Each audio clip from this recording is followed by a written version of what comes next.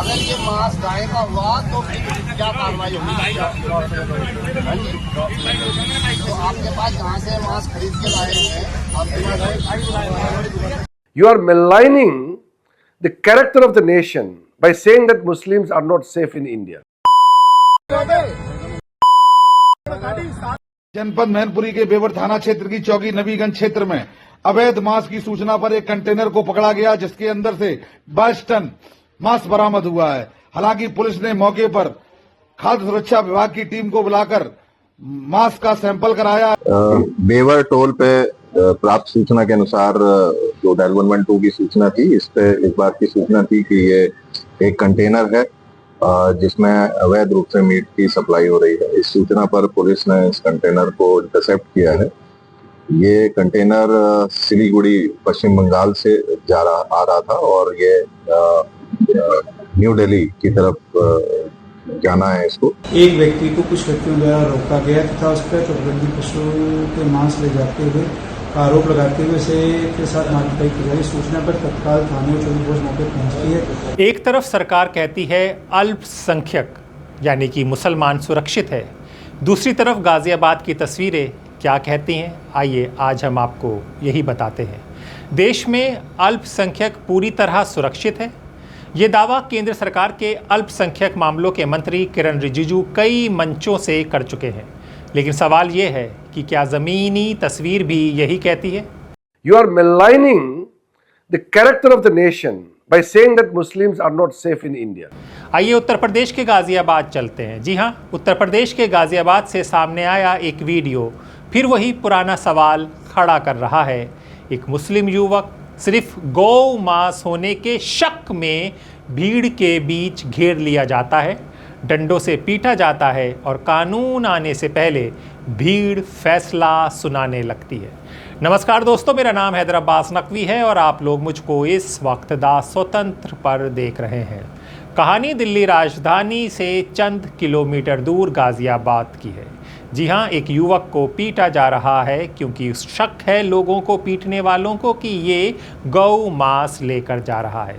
पहले आप अगर ये मांस गाय का हुआ तो फिर क्या कार्रवाई होगी? हाँ जी, तो आपके पास जहाँ से मांस खरीद के लाए हैं आप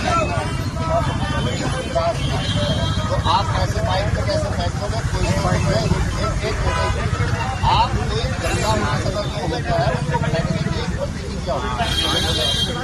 आप ऐसे नहीं कि किसी जानवर को काट देंगे और पत्ते में भरेंगे और मांस को ले जाके कहीं भी गाड़ी पे नंबर प्लेट बिना इसकी आपकी गाड़ी पे कोई नंबर प्लेट नहीं है, आपके पास कोई मौजूद नहीं है कि मांस को छूटता है।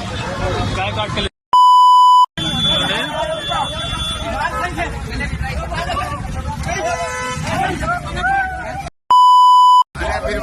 बुला लो से गिरा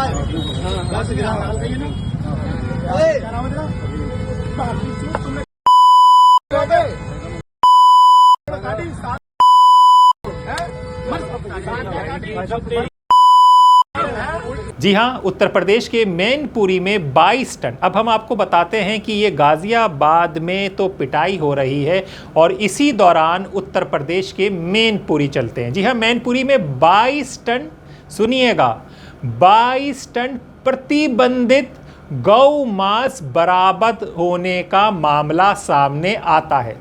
जनपद मैनपुरी के बेवर थाना क्षेत्र की चौकी नबीगंज क्षेत्र में अवैध मांस की सूचना पर एक कंटेनर को पकड़ा गया, जिसके अंदर से 22 टन मांस बरामद हुआ है। हालांकि पुलिस ने मौके पर खाद्य सुरक्षा विभाग की टीम को बुलाकर मांस का सैंपल कराया है। साथ ही ई बिल में कुछ त्रुटियां मिलने पर जीएसटी टीम को भी मौके पर बुलाया गया है। फिलहाल पुलिस मामले की जांच पड़ताल में जुटी है। वहीं पुलिस द्वारा बताया गया है कि इसको ले जा रहे लोगों को हिरासत में लिया गया है। फिलहाल मांस को सैंपल के लिए भेज मामले की जांच पड़ताल की जा रही है। गाजियाबाद में सिर्फ शक है, वहां पिटाई हो जाती है। मैनपुरी में 22 टन प्रतिबंधित गौ मांस बरामद होने का मामला सामने आता है और क्या होता है? एफएसएल रिपोर्ट में गौ मांस की पुष्टि होने का दावा किया जाता है। आरोपी पर गैंगस्टर एक्ट भी लगाया जाता है, लेकिन जिस तरह की सार्वजनिक प्रतिक्रिया और राजनीतिक शोर अक्सर ऐसे मामलों में दिखाई देता है, वो वहाँ नज़र नहीं आता है। क्यों? सवाल का जवाब आपको मिलेगा, वीडियो अंत तक देखें। तो क्या अब सवाल है, कानून सबके लिए बराबर है या फिर भीड़ का गुस्सा आरोपी की पहचान देखकर तय होता है? और फिर मंत्री जी कहते हैं कि अल्पसंख्यक सुरक्षित है। जेवर थाना क्षेत्र में एक कंटेनर में मास्क पकड़ा गया है।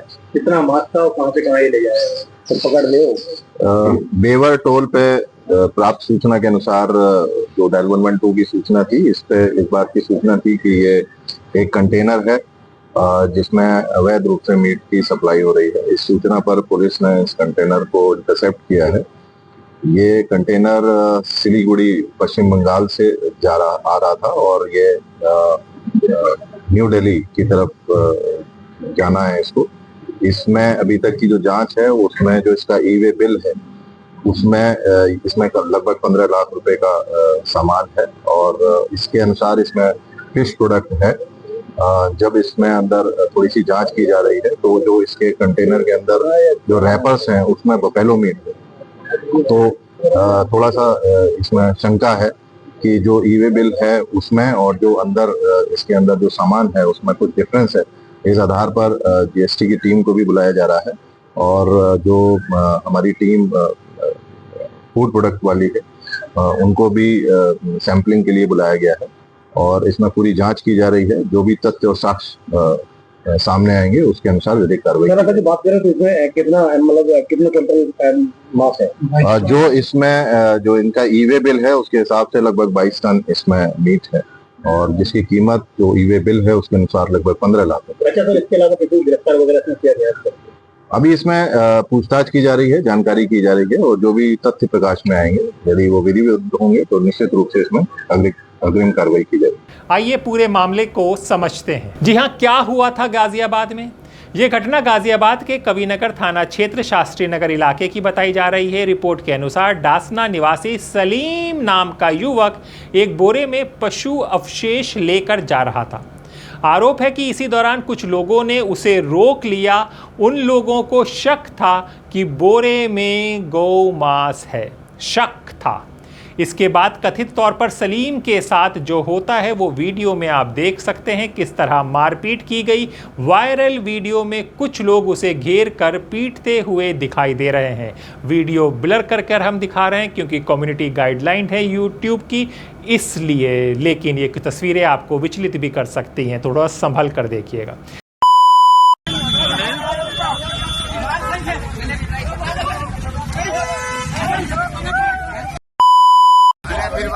बुला लो।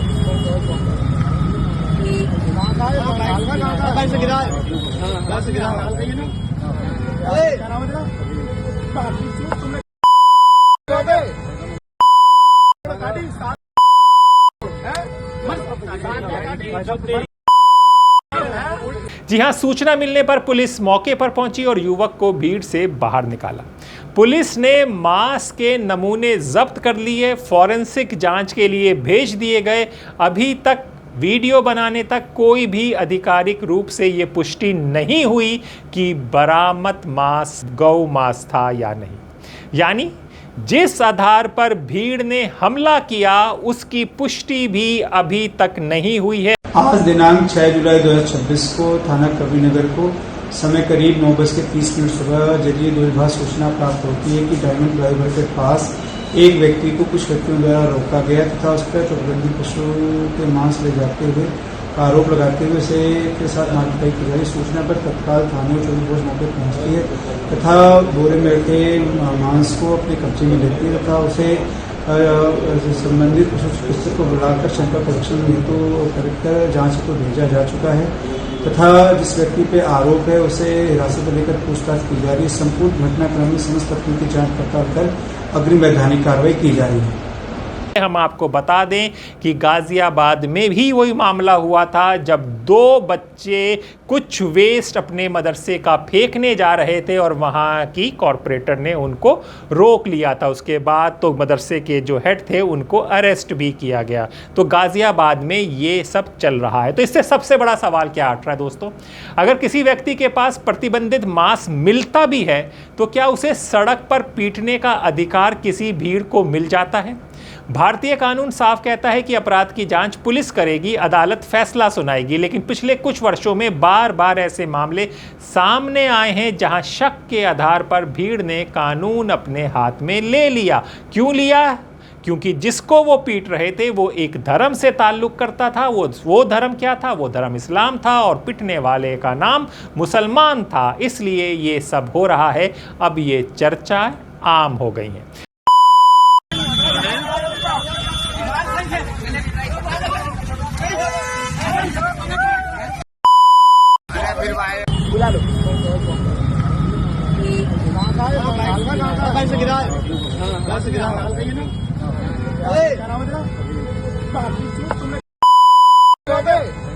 यही वजह है कि सुप्रीम कोर्ट भी मॉब लिंचिंग को कानून के शासन के लिए गंभीर चुनौती बता चुका है। अब यहीं पर हम जो कह रहे हैं उसकी पुष्टि भी करेंगे, तर्कों के साथ स्वतंत्र आपको बताता है। हम आपको मैनपुरी ले चलते हैं।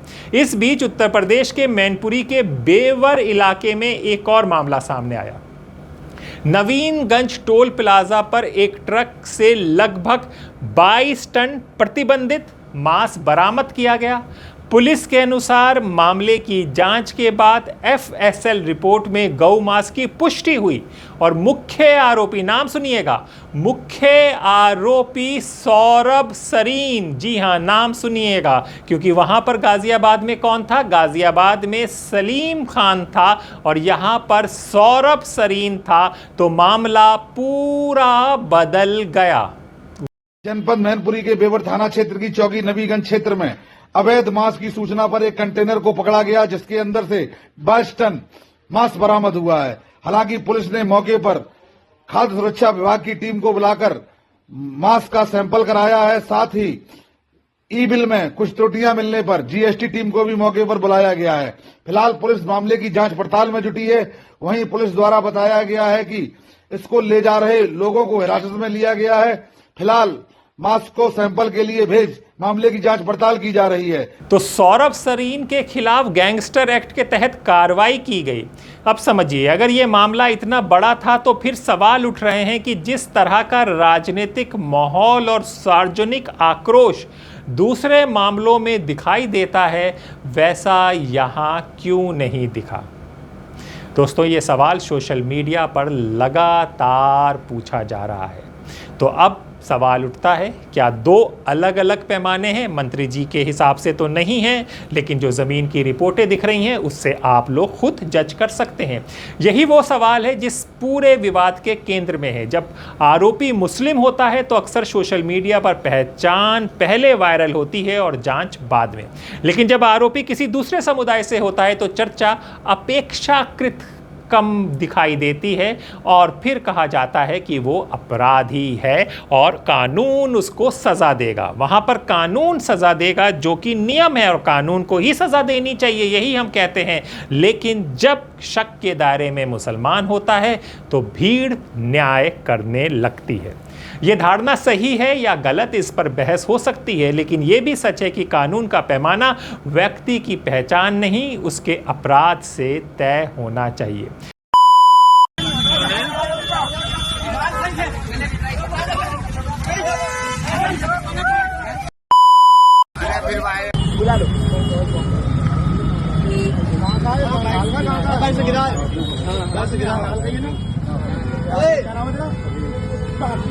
सरकार के दावे और ज़मीनी सवाल समझिए। सरकार कहती है कि भारत में अल्पसंख्यक सुरक्षित है, लेकिन जब किसी व्यक्ति को सिर्फ संदेह के आधार पर भीड़ घेर ले, पीटे और पुलिस को उसे बचाना पड़े, तब ऐसे दावे सवालों के घेरे में आ जाते हैं। सुरक्षा का मतलब सिर्फ योजनाएं नहीं, बल्कि ये भरोसा भी है कि किसी नागरिक को उसकी पहचान के कारण भीड़ का सामना नहीं करना पड़ेगा। दोस्तों, गाजियाबाद मामले में जांच अभी जारी है। मास की फॉरेंसिक रिपोर्ट का इंतजार है। जैसे रिपोर्ट आएगी स्वतंत्र आपको सबसे पहले दिखाएगा। दोषी कौन, इसका फैसला अदालत करेगी और अदालत को ही करना चाहिए। लेकिन एक बात बहुत स्पष्ट हो गई है, अगर किसी ने कानून तोड़ा है तो उसे सज़ा अदालत देगी, भीड़ नहीं। और अगर किसी निर्दोष व्यक्ति को सिर्फ शक के आधार पर पीटा गया है तो ये सिर्फ एक व्यक्ति का पर हमला नहीं है बल्कि कानून के शासन पर हमला है। और अगर रिपोर्ट में कुछ भी नहीं निकलता तो जो लोग मार रहे थे तो क्या कानून उनके खिलाफ कार्रवाई करेगा, ये भी एक सवाल है। क्योंकि लोकतंत्र की असली पहचान यही है कि न्याय सबके लिए समान हो। अपराध का कोई धर्म नहीं होता दोस्तों, और कानून का भी कोई धर्म नहीं होना चाहिए। यही स्वतंत्र आपको बार बार कहता है। इस तरह की खबरों के लिए जुड़े रहें दा स्वतंत्र के साथ और अपने दोस्त हैदर अब्बास नकवी को इजाज़त दें। फिर होगी मुलाकात एक नई चर्चा के साथ। तब तक के लिए दा स्वतंत्र।